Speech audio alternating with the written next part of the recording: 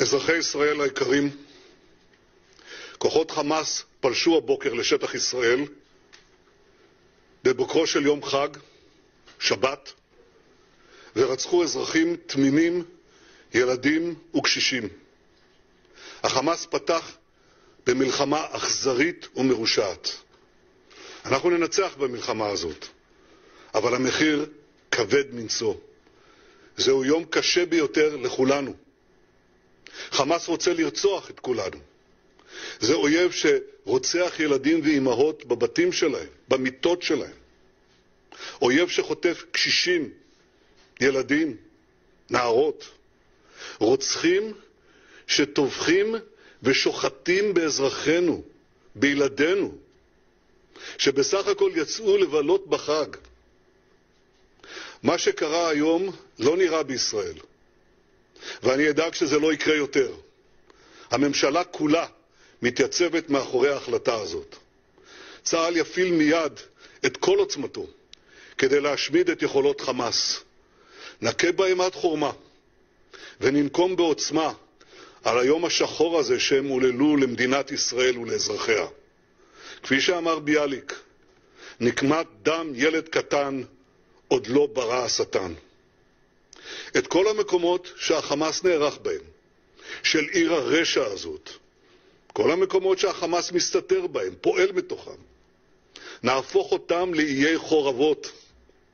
אני אומר לתושבי עזה, צאו משם עכשיו, כי אנחנו נפעל בכל מקום ובכל העוצמה.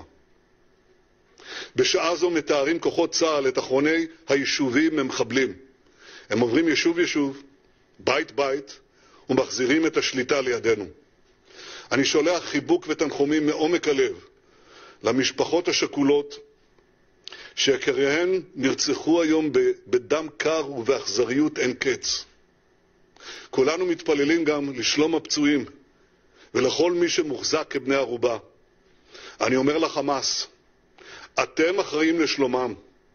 ישראל תבוא חשבון עם כל מי שיפגע בשערה אחת מראשם. אני פונה מכאן לתושבי הדרום. כולנו ניצבים לצדכם. כולנו גאים בכם, שעמדתם בגבורה, שנלחמתם. לחיילי צה"ל האהובים שלנו, לשוטרים, לאנשי הביטחון, זכרו שאתם ממשיכים את שושלת הגיבורים של עם ישראל, של יהושע בן נון, יהודה המכבי, גיבורי תש"ח, גיבורי כל מלחמות ישראל. אתם נלחמים עכשיו למען הבית של כולנו, למען העתיד של כולנו. כולנו איתכם, כולנו אוהבים אתכם, כולנו מצדיעים לכם. לצוותי הרפואה וההצלה ולמתנדבים הרבים שהתייצבו היום בעוצמה בשורה ארוכה של מקומות, עם ישראל מצדיע לכם. בכוח הרוח שלכם אנחנו נגבר על אויבינו. שוחחתי היום לפני שעות אחדות עם הנשיא ביידן ועם מנהיגי מדינות העולם כדי להבטיח את חופש הפעולה של ישראל להמשך המערכה. אני מודה לנשיא ביידן על דבריו הברורים והחזקים. אני מודה לנשיא צרפת, לראש ממשלת בריטניה ולמנהיגים רבים אחרים על תמיכתם הבלתי מסויגת בישראל. אני פונה עכשיו לכל אזרחי ישראל. אנחנו ניצבים יחד במערכה. המלחמה הזאת תיקח זמן. היא תהיה קשה.